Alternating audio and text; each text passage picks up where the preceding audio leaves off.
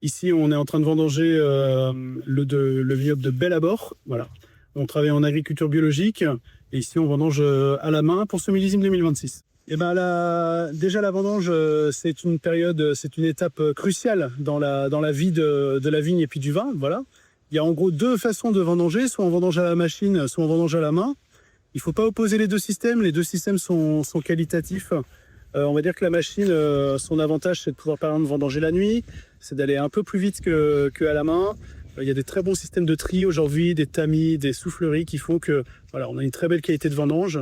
Néanmoins quand même, la vendange manuelle, ça reste un peu ce qui se fait de mieux, notamment parce que chaque vigneron va choisir les grains, va trier. Il va y avoir aucune oxydation des raisins puisque finalement la grappe reste totalement intègre avant d'aller vers le pressoir. Voilà. Donc globalement, c'est quand même ce qui se fait de mieux en termes de vendange. Donc nous, dans la famille Hugo, on vendange tous les crus du muscadet et tous les parcellaires à la main. Et ben dans la production, en fait, tout ce qui concerne les crus du muscadet et puis nos parcellaires, c'est à peu près un tiers de ce qu'on produit ici. Et puis ça, c'est vendangé à la main. Ça représente une équipe d'une 50aine de personnes pendant toute la durée des vendanges.